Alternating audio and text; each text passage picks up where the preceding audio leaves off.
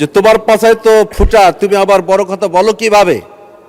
সুদ চাইলনকে বলে, চাইলন রে, তুমি শুধু আমার একটা ফুটা দেখে আশ্চর্য হচ্ছ, কিন্তু তোমার পাছায় যে হাজারো ফুটা, সেক্ষেত্রে তোমার কোনো নজর নাই।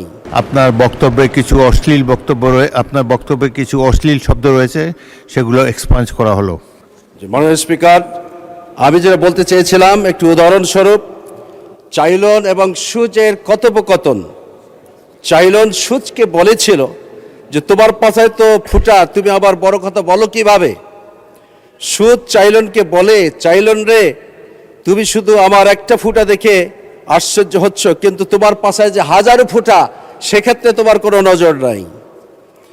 মাননীয় স্পিকার, মাননীয় সংসদবৃন্দ, এখানে যারা রয়েছেন সংসদ সদস্যগণ, আমি সকলের দৃষ্টি আকর্ষণ করতে চাই, সরকার এবং বিরোধী দলের সবাই মিলে কিন্তু সরকার ব্যবস্থাপনা, আমরা চাই যে সবাই সহমত পোষণ করে সকলের ভদ্রতা ভব্যতা রেখে মহান সংসদে আমরা জনগণের ভোটে নির্বাচিত হয়ে এসেছি কথা বলার জন্য, এলাকার উন্নয়ন করার জন্য এবং দেশের আর্থসামাজিক উন্নয়নে গরিব দুঃখী মেহনতি মানুষের জন্য আমরা কি করতে পেরেছি, সে বিষয়গুলো আমাদের আজকে ভাবা দরকার।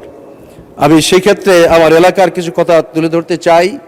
জোবার ও টিমলা উপজেলার প্রত্যক্ষভাবে ৭৪% মানুষ কৃষিকাজের সাথে যুক্ত। এখানকার প্রধান কৃষি ফসলগুলো হলো ধান, পাট, তামাক, আলু, হলুদ, মরিচ, তরমুজ সহ প্রায় ২৫,১০০ হেক্টর জমিতে আবাদি জমি প্রচুর পরিমাণে শাকসবজি সহ ফলানো হয়, কিন্তু অত্যন্ত দুঃখজনক, সরকারিভাবে এখনও এই সকল শাকসবজি এবং ফলমূল সংরক্ষণের জন্য কোনো হিমাগারের ব্যবস্থাপনা করা নেই। আমি বিনয়ের সাথে অনুরোধ করি, সরকার বাহাদুর অন্তত পক্ষে ডোবার কিংবা ডিমলা মিলে একটি শাকসবজি সংরক্ষণের জন্য হিমাগার স্থাপনের জন্য প্রস্তাবনা রাখছি।